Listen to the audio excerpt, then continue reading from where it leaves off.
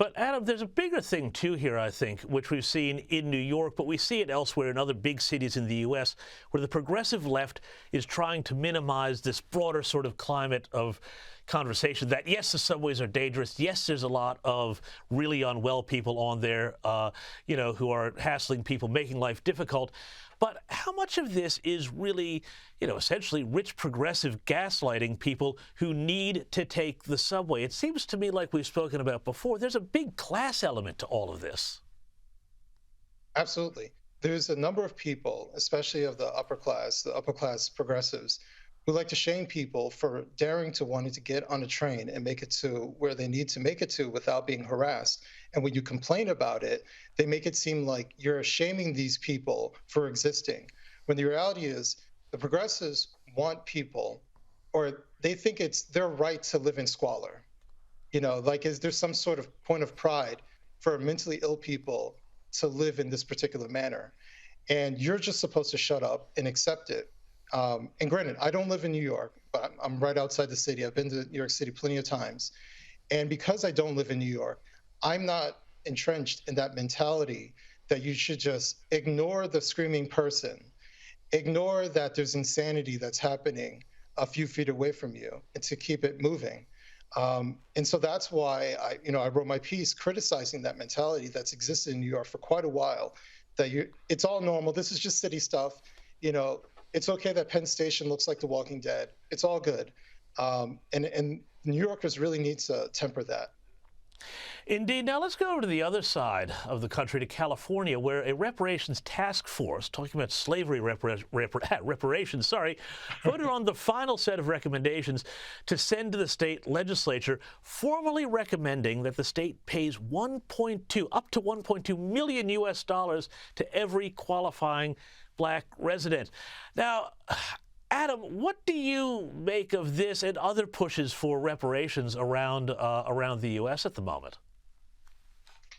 So I have like a mini rule of my own. I generally don't talk about reparations as far as like injecting my opinion, mostly because I think reparations is an illusion. I think that it'll never happen, so talking about it is mostly pointless. But if California wants to bankrupt themselves, if they were to pass this, they would basically have 3 times their annual budget just to fulfill this. If they want to do this, then have at it. Let California bankrupt itself. But Gavin Newsom said publicly that he doesn't really support this, which is hilarious because he's the one who created this commission in the first place, and he didn't have to do this.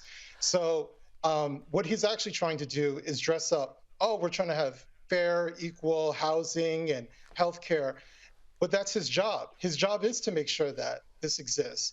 And he's trying to dress up what he's supposed to be doing, what any governor would do, as being part of reparations to get some sort of chip for it.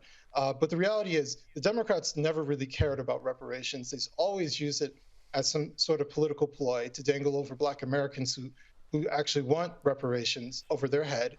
And Gavin Newsom, unless he changes his mind, because of some sort of political pressure, I doubt it. But it just proves my point that they were never serious about this in the first place.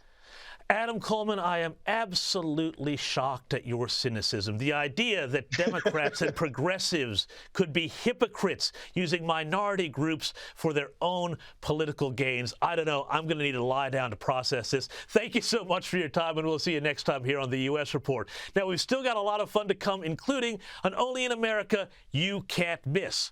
But before we go to the break, let's enjoy the childhood reminiscences of one Kamala Harris. Here, the vice president gives us a little insight into her childhood, insight which could explain so very much about what has happened in the years and decades since, and even her thought processes today. Everything is in context. My mother she would give us a hard time sometimes, and she would say to us, "I don't know what's wrong with you young people. You think you just fell out of a coconut tree?" You exist in the context of all in which you live and what came before you. That explains it. She was dropped out of a coconut tree. And here I thought she was just stoned to the bejesus bell.